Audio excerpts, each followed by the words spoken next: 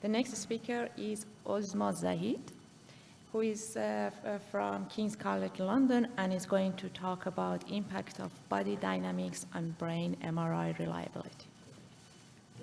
Hi everyone, I also can't see you, and unfortunately I don't know what I did, but I can't get my notes up here, so I'm going to have two computers.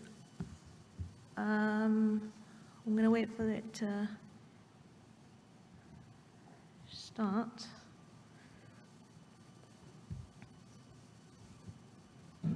Oh, and it's not moving. I'm so sorry.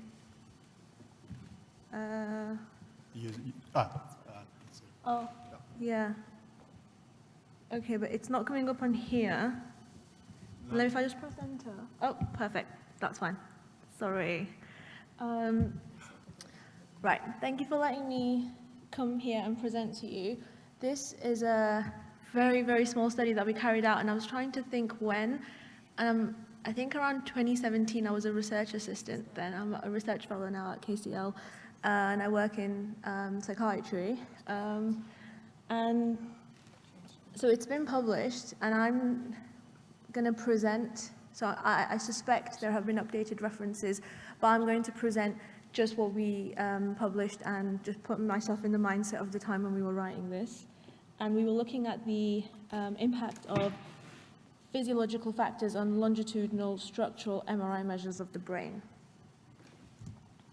And so, as I said, I work in psychiatry, and specifically schizophrenia, and therefore a lot of this was informed by psychiatric diseases, and longitudinal structural MRI studies are increasingly used to examine neurological illnesses or mental health disorders, such as illness progression in Alzheimer's disease and illness progression in schizophrenia.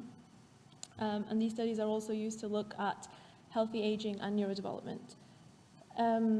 Longitudinal structural MRI studies are also measuring the impact of interventions. So again, these are very, very old references, but at the time, I noted impact of anaerobic exercise on hippocampal volume in patients with mild dementia, measuring mindfulness on grey matter density in patients with Parkinson's. And you can see I wrote a 5-day intervention of TMS on regional grey matter volume in healthy volunteers.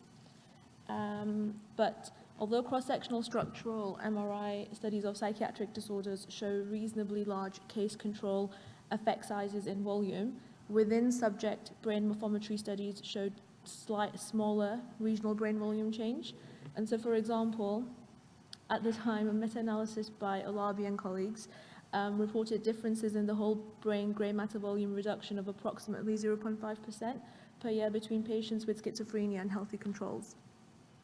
So if there are common physiological variables that affect brain volume, these could obscure the effects of disease, development, or interventions that are being measured. So it's therefore important to measure and understand the effects of physiological variables on changes in brain volume so they can be controlled for in clinical studies. And accounting for physiological changes could significantly increase sensitivity of future longitudinal MRI studies and increase the reliability of serial measures using structural MRI, and that was the rationale at the time for us doing this study. So at the time, research into physiological factors influencing brain volume had shown effects of hydration, menstruation, circadian rhythm, blood pressure, caffeine intake, sleep, and smoking. And so variations in these physiological parameters could add random error to longitudinal MRI studies, or worse, if these parameters co-occur with an illness, such as increased dehydration in dementia, or an increased smoking rates in schizophrenia, they could act as a confound, resulting in spurious case control differences. And then more specifically for our research, if we design a longitudinal study that has a baseline and a follow-up, and participants attend the baseline in the morning and are fasted, then at follow-up they attend in the late afternoon after a big lunch, will that make a difference to our MRI measures? Oh, okay. And so the purpose of the study at the time was to determine real-world variations of these physiological parameters and examine their effect on changes in brain volume of healthy subjects. And at the time, earlier studies had examined the effect of extreme interventions on brain volume, such as lack of fluid intake for 16 hours. The aim of our study was to examine the effect of the ranges of normal variation likely to be seen in a typical longitudinal MRI study. This study focused on young adults because our clinical research is on mental health disorders where the typical age of onset is in late adolescence and early adulthood. And then for MRI acquisition, we chose the recently developed third generation of the Alzheimer's Disease Neuroimaging Initiative, the ADNI protocol. While the ADNI sequence was developed for use in patients with Alzheimer's, at the time it was being widely used in international studies of mental health disorders like SciScan, Naples, and EUGI. And at the time, we assumed it was likely to be used in future longitudinal neuroimaging studies.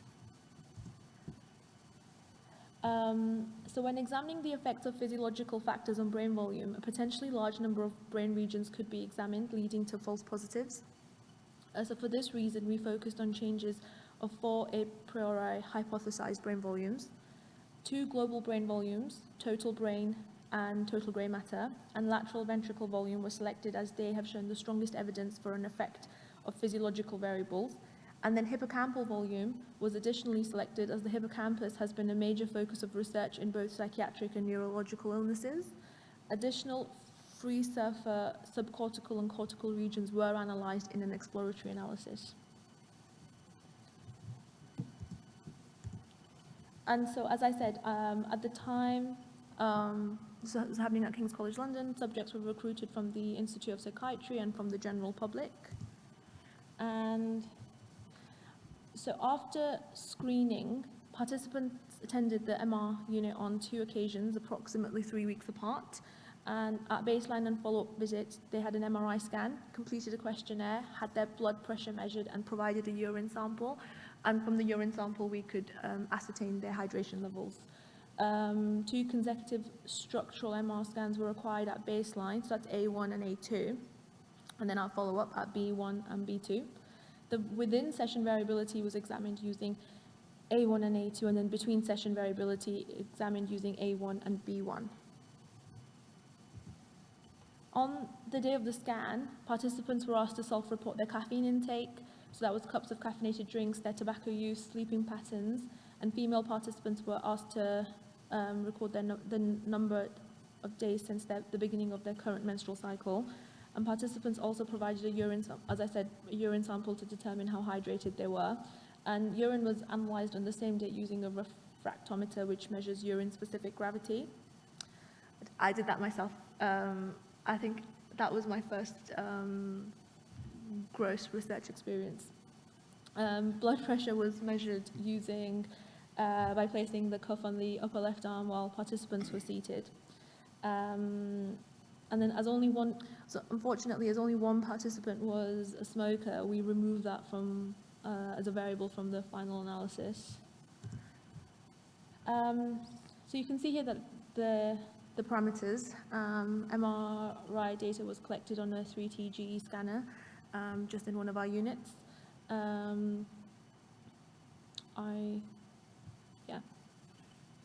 Okay. Free surfer longitudinal pipeline was run on the structural ADNI3 data using the recon all command, and then to reduce the number of comparisons, left and right hemisphere volumes of the same anatomical structures were combined to give a total volume. Linear mixed models for repeated measures were fitted for each outcome of brain volume to examine the effect of physiological measures on changes. And then the number of days between the scanning session was incorporated as a covariate in each model to account for variation in the number of days between visits. And then analyses were conducted in Stata.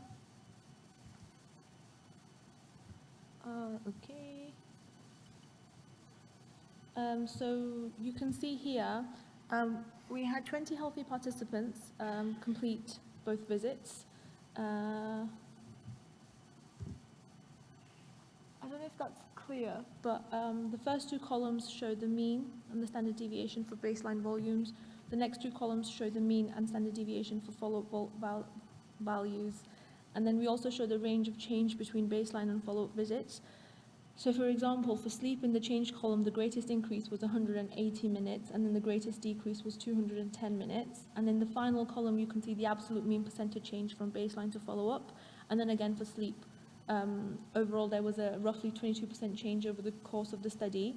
And then while the absolute percentage change is highly dependent on the type of scale used, it does indicate the observed within subject variation. And then here you can see the mean baseline and follow-up volumes here with the absolute mean percentage change of the 4 key brain regions. And we've included the absolute mean percentage change between the 2 consecutive scans carried out in the same scanning session at baseline, so that's A1 and A2, as well as the absolute mean percentage change between scan 1 at baseline and scan 1 at follow-up, so A1 and B1. And volumes for the 4 hypothesized regions within the baseline session showed changes of 0.5 to 57% to 1.07%, while changes after 3 weeks were only slightly higher, with values between 0.75% to 3.69%. And then here we've illustrated the mean brain volume of the lateral ventricles for baseline and follow-up visits.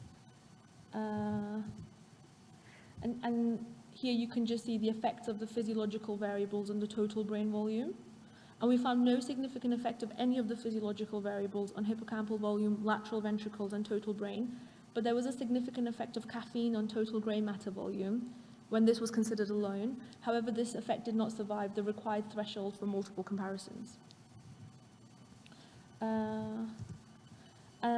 And then our exploratory analysis of brain regions also revealed some findings that individually reached significance, but again, these did not pass the required threshold for multiple comparisons.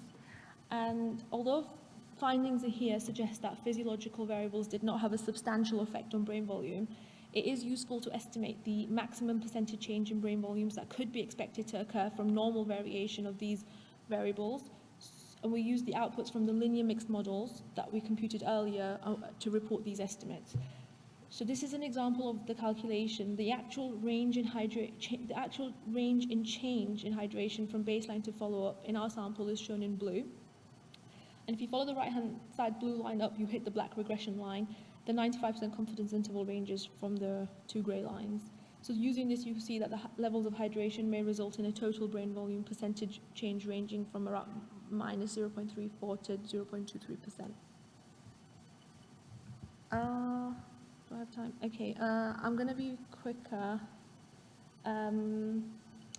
But basically, we found no substantial effect of hydration, blood pressure, menstrual cycle, sleep, caffeine, or time of day on longitudinal structural MRI measures. As I said, smoking was excluded, and there was a nominally significant effect on caffeine, but did not survive the correction for multiple comparisons. I think ultimately this is a good thing. It's a good thing for research. And just in the interest of time, I'm not going to go through, but basically these were all of the individual studies that found changes. But I'm just going to quickly move on to the strengths of our study, and is that it was prospectively designed to investigate the effects of a number of physiological variables concurrently, specifically focused on the impact of day-to-day variability, and it does enable researchers to estimate the upper limit of the effect of these variables on changes in brain morphometry, which could be useful in designing future studies and deciding if a particular measure needs to be controlled, measured, or even ignored.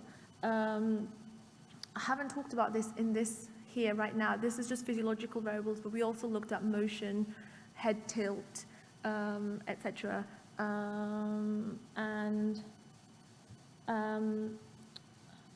Of course, in regards to limitations, it may be underpowered to detect small effects of physiological factors, which could still be relevant for larger studies. But at the time, our sample of 20 participants was comparable to longitudinal studies discussed earlier that I've just skipped through. And again, just in the interest of time, positive implications, because we're not able to detect an effect of normal variations. And, we've attempted to show the maximum possible effect of these variables. These are typically around 1% or smaller, and in contrast, Alzheimer's disease atrophy rates are typically larger. For example, a case control meta-analysis reported the mean annualized hippocampus atrophy rate of 4.66% and in controls 1.41%. However, studies in other disorders such as schizophrenia have reported smaller values such as 0.5% per year difference. Thus, for disorders where the change is less than 1%, I think researchers may need to consider the impact of these variables. And I think that's it for me. And I just want to thank, this was our team involved in this study. Thank Thank you. you so much.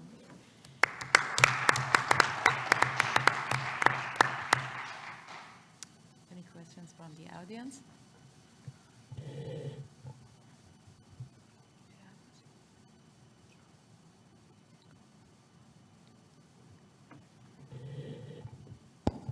So, just to start with a question from my side. So, I actually had the same conclusion, maybe as you, that it's probably good news of the little or relatively modest effect of these physiological factors with respect to what we see in many neurodegenerative diseases. But then when I look at the effect sizes in schizophrenia, these are much smaller. So it's probably depending a bit on your population and how important it is to take these measures into account. I'm thinking, just curious, your opinion, if you share this, or if you think always include this information, record this information. It's sometimes difficult to have all this information. What is your take on this? Yeah, I think that's a really good question, because, you know, I've just seen recently lots of studies that are interested in time of day of scan as well. I think it is important, especially if you're doing large studies, to report these parameters, because it might not be useful for the study it's happening in, but for a meta-analysis in the future, that information could be useful to understand the larger picture. And I think, because I'm a psychosis researcher, so I think it's really important to understand, and we really encourage in the field to report on, for example, smoking rates, because that's something that's implicated in disease progression. So yeah, I think it's always better to over-include, even if it just goes in the supplement, and then it could be useful to some researcher.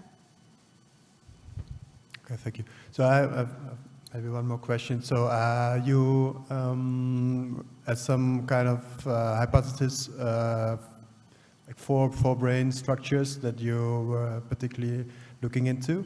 I'm curious if you also expected different effects for the different physiological factors depending on the brain structure that you were interested in.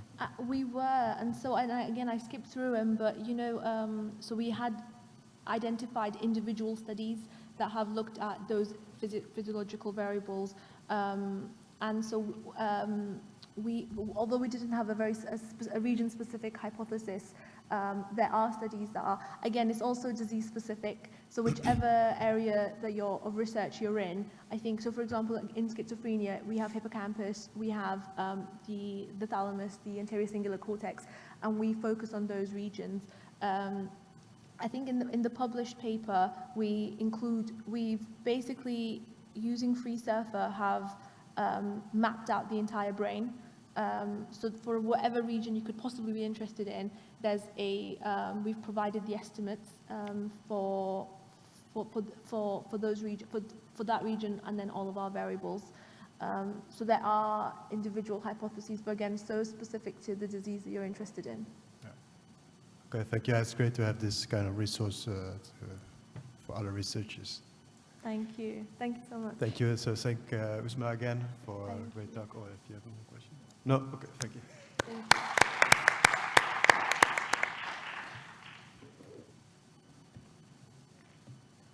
you. All right.